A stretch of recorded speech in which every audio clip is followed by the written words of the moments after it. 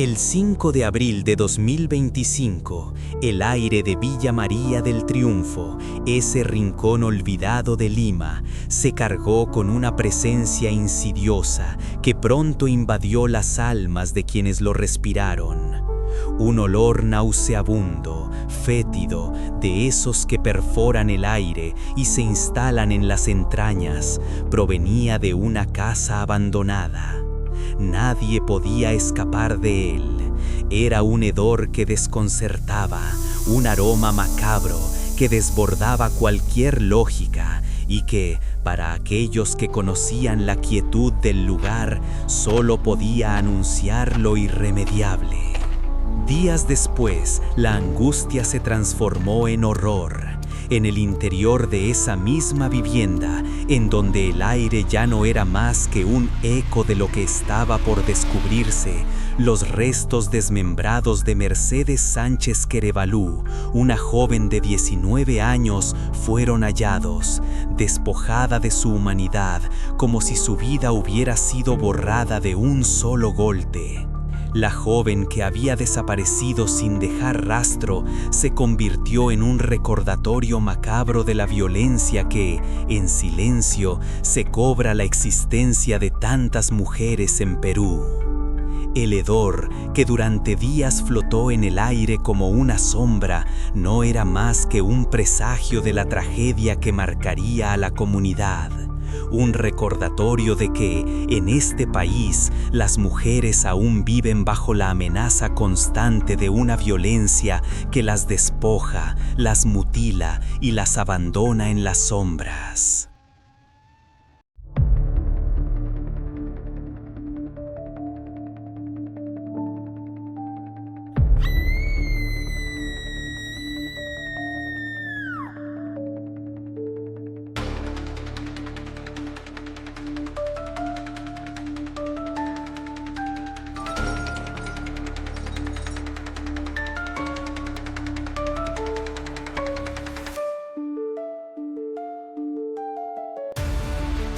Bienvenidos a Rastros del Pecado.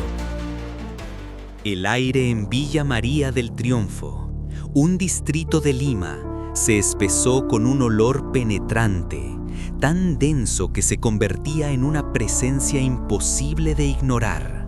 Una pestilencia que emanaba de una vivienda abandonada y que, con su macabro poder, se convirtió en el primer indicio de un horror indescriptible.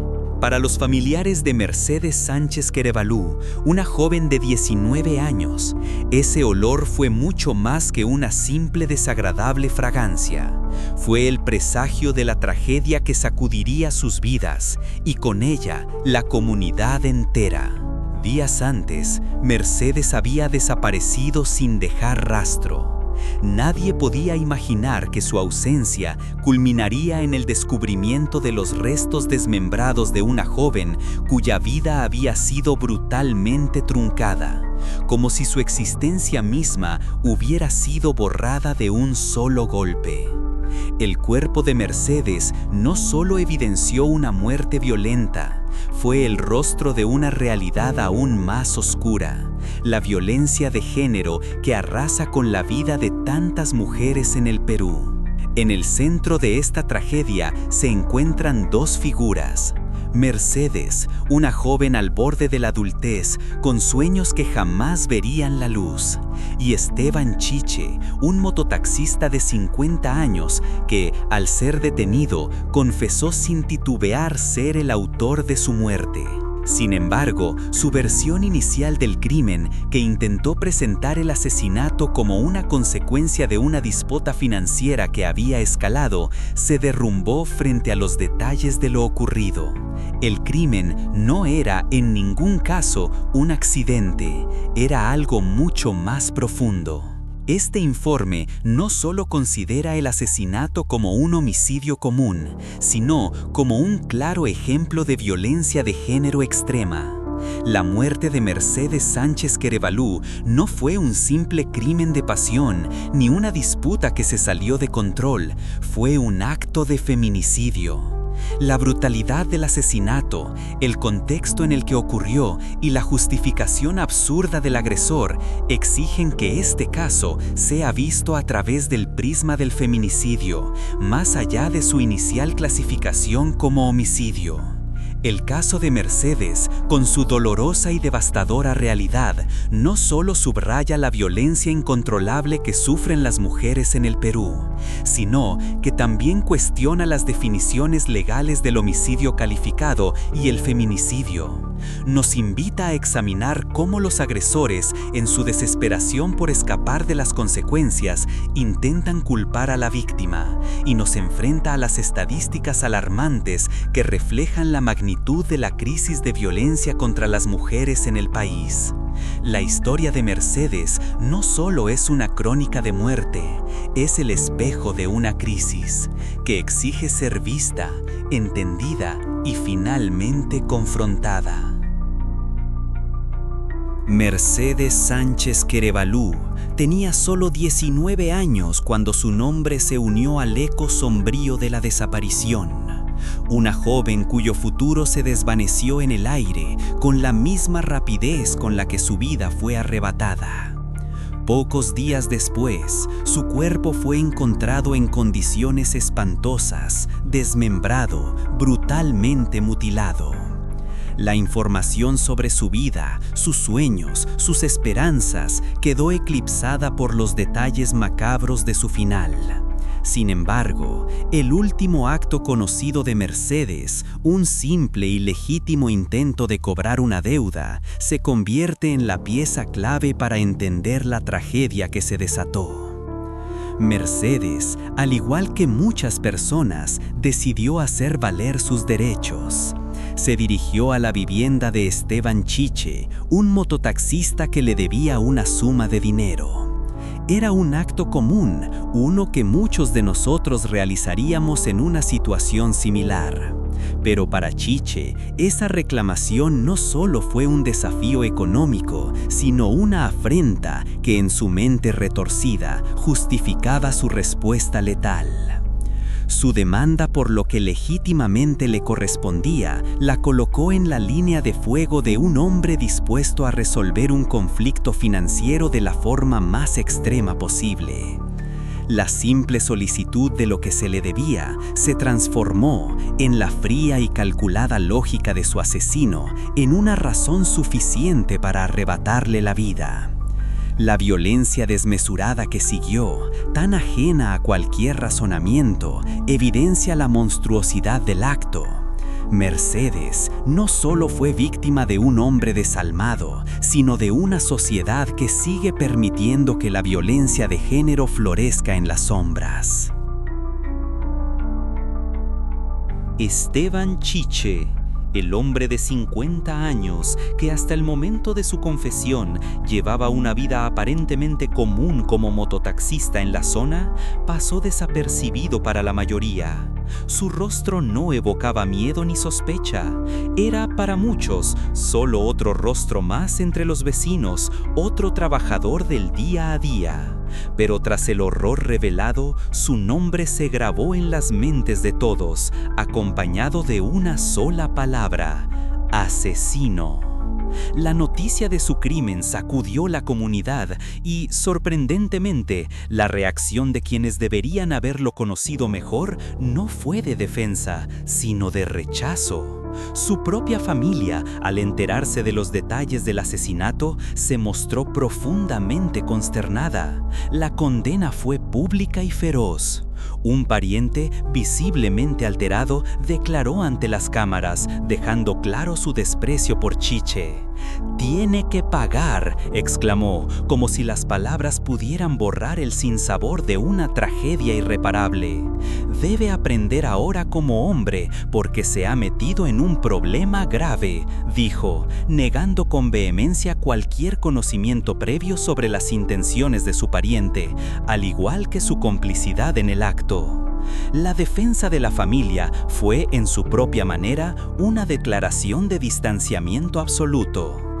Argumentaron que su madre, una mujer anciana, enferma, con pie diabético y múltiples operaciones, no habría sido capaz de encubrir tal atrocidad. Con estas palabras intentaron limpiar el nombre de la familia y dejar claro que Chiche estaba solo en su crimen, sin el apoyo de nadie.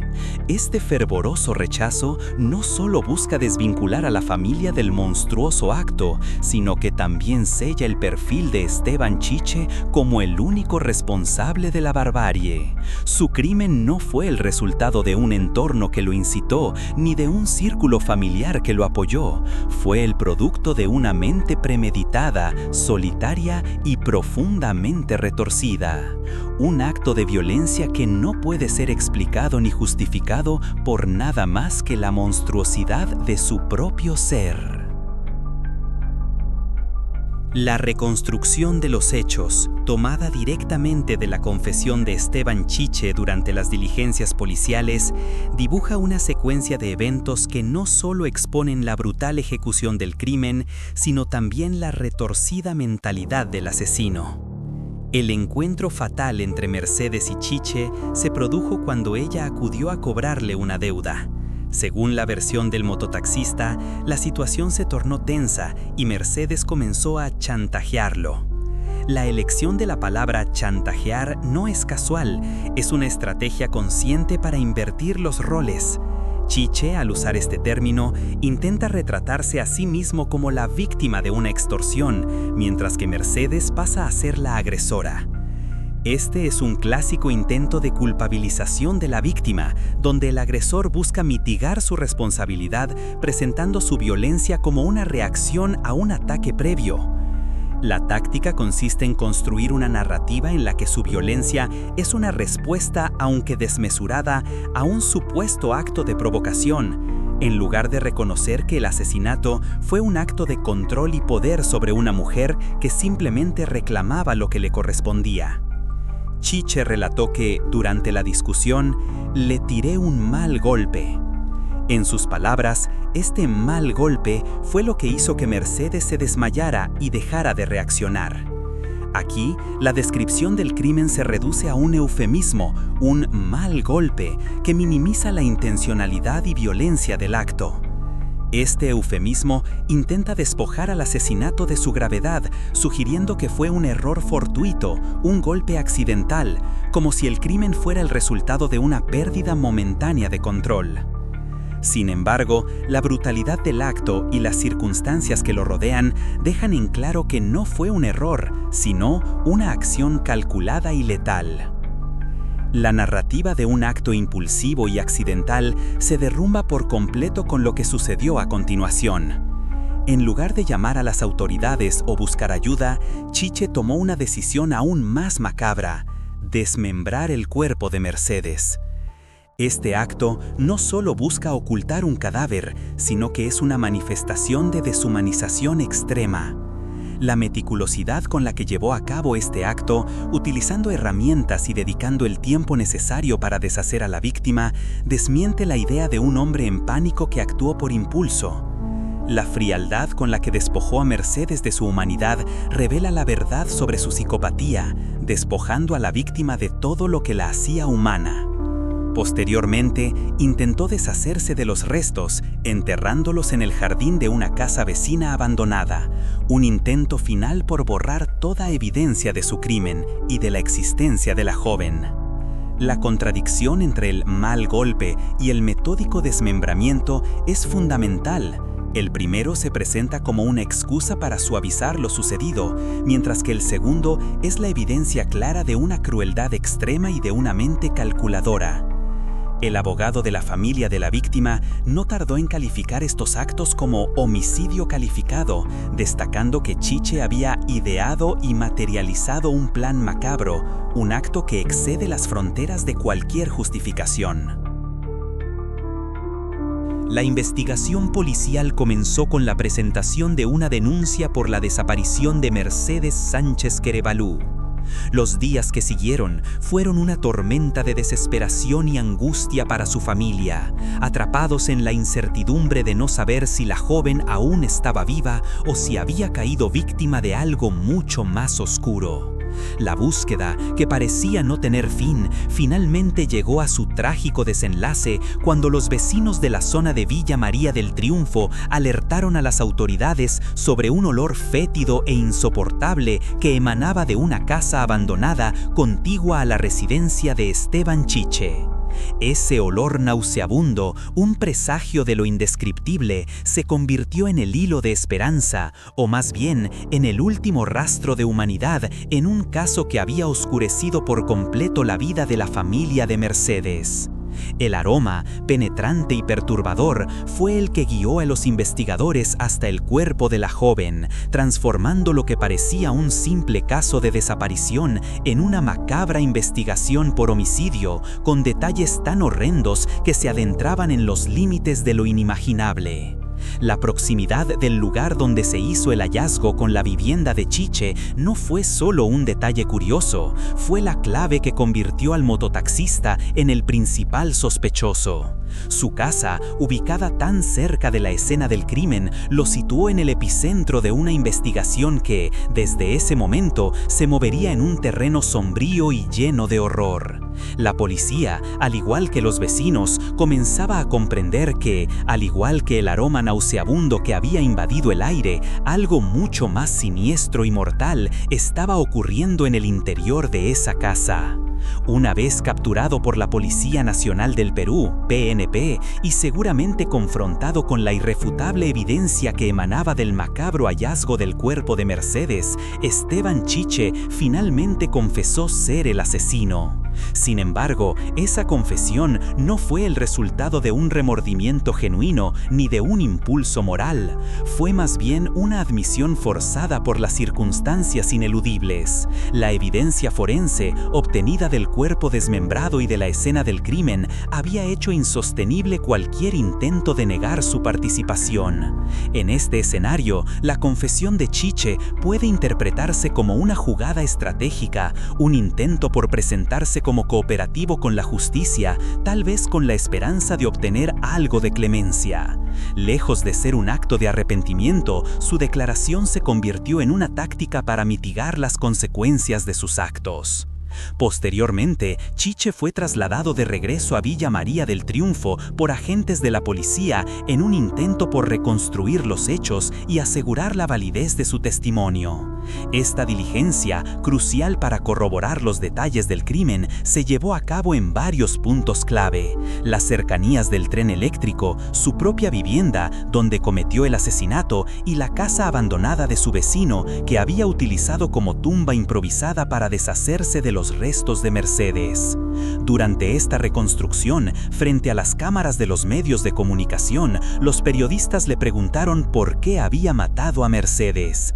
En un silencio abrumador, Chiche optó por no responder. Mantuvo la cabeza gacha, un gesto que podría interpretarse de diversas maneras, como una señal de vergüenza o tal vez como una fría estrategia calculada para no ofrecer ninguna declaración que pudiera incriminarlo.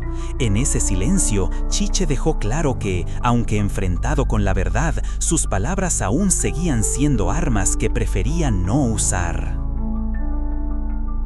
Cuando un crimen de esta magnitud se hace público, se desata una feroz batalla por el control de la narrativa.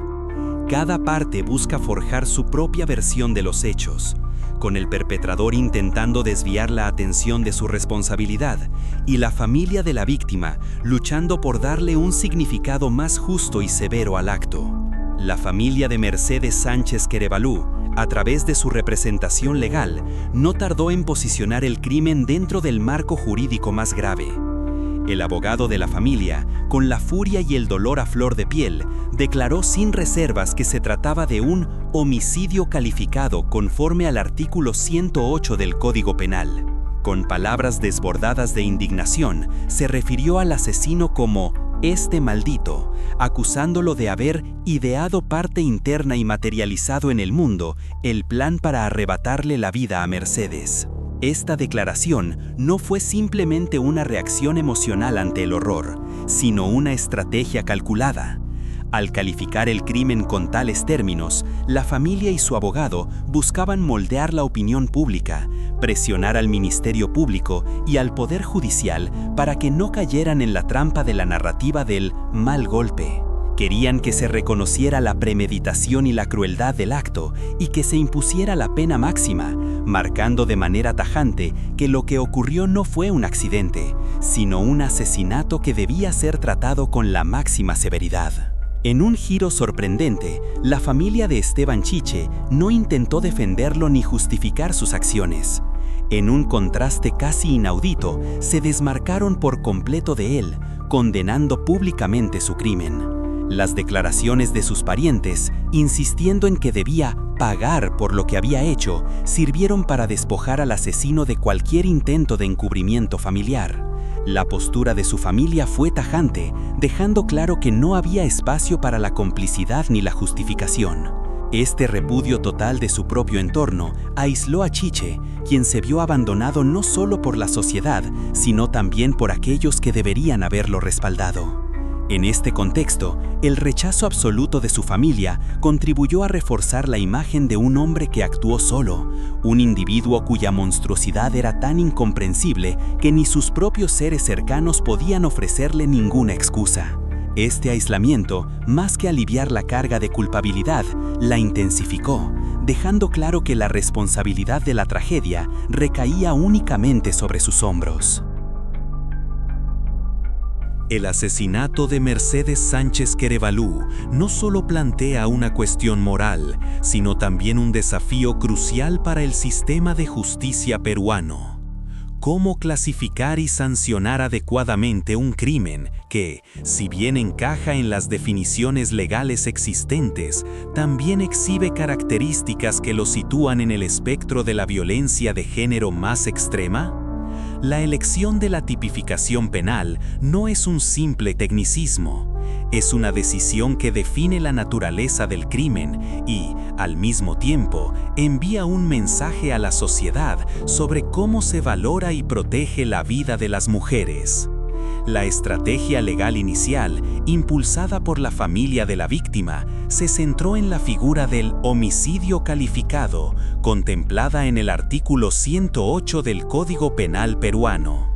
Esta tipificación se aplica cuando el homicidio se comete bajo circunstancias agravantes específicas. En el caso de Mercedes, al menos 2 de estas agravantes son evidentes y sustentan la acusación.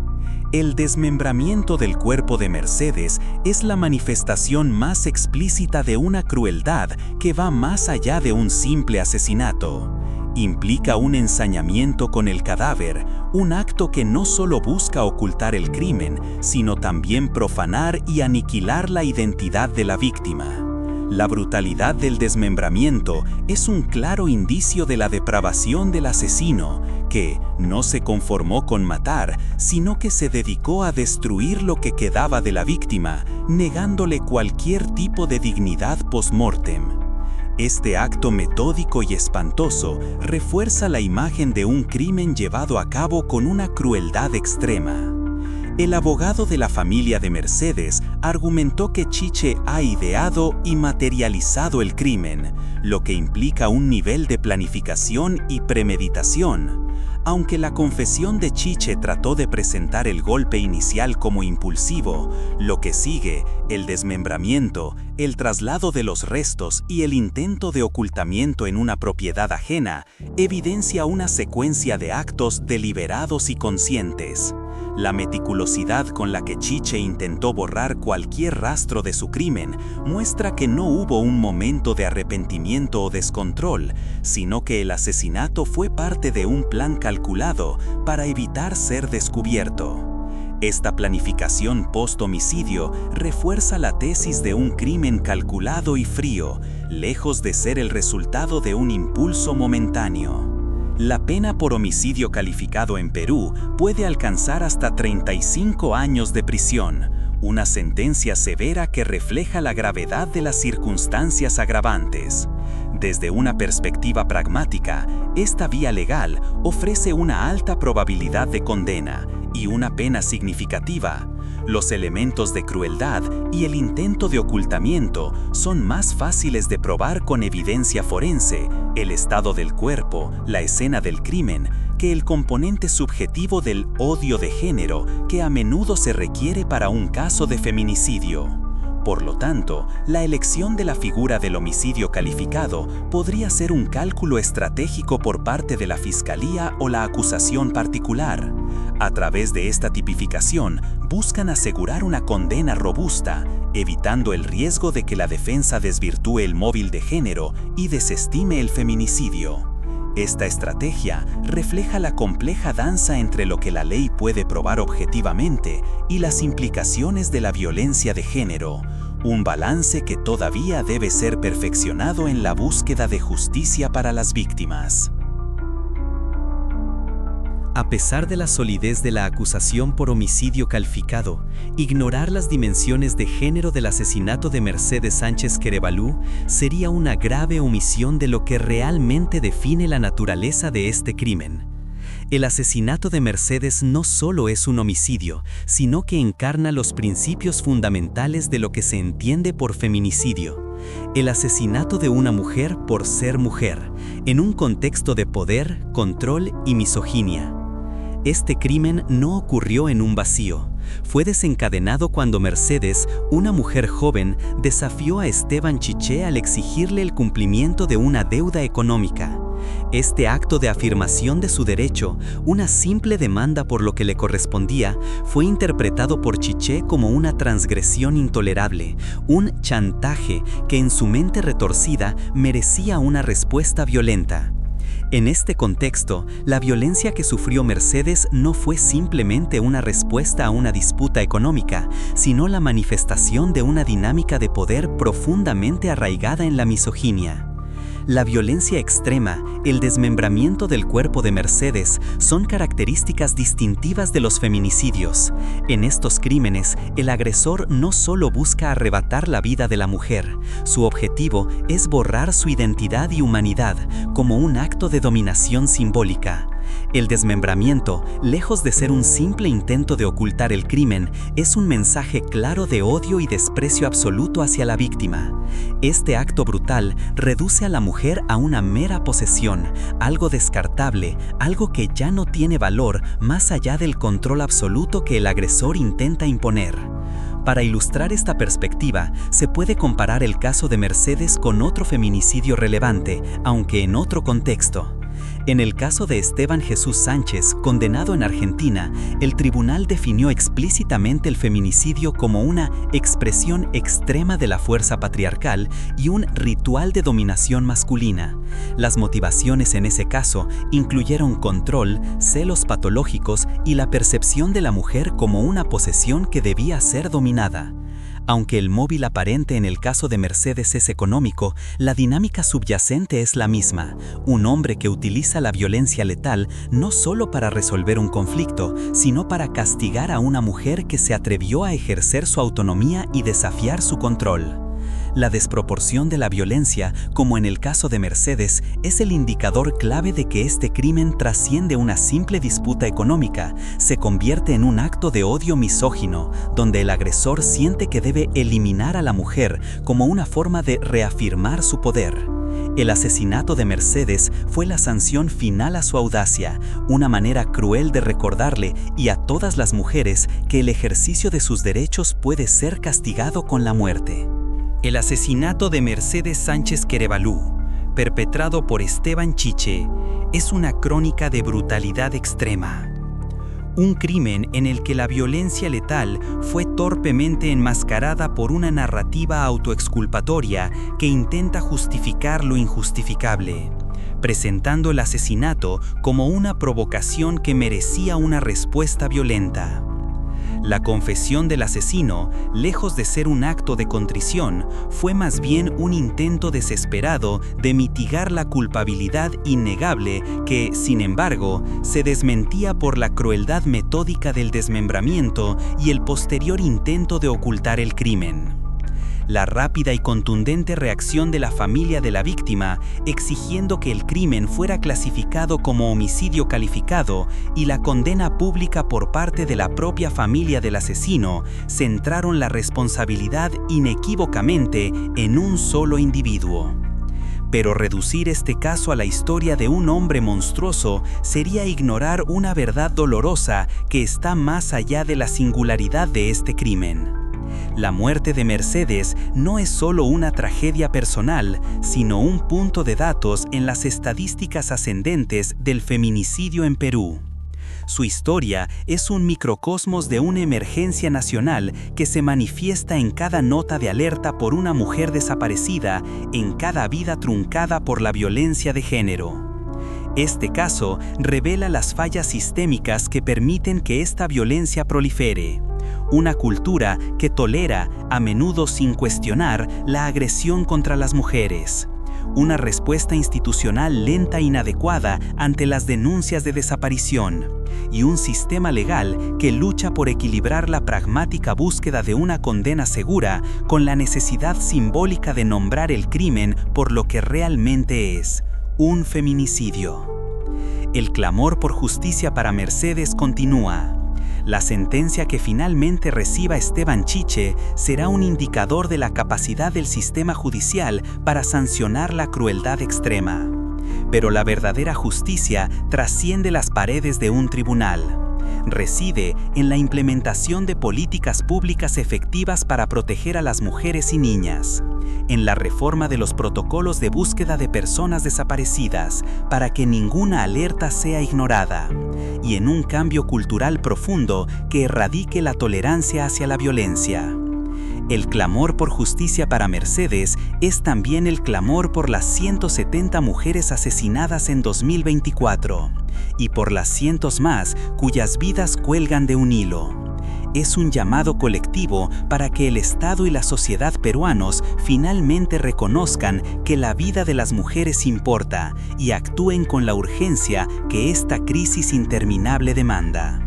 La justicia no será completa hasta que la violencia de género sea erradicada y la vida de todas las mujeres sea valorada como un derecho fundamental e inviolable.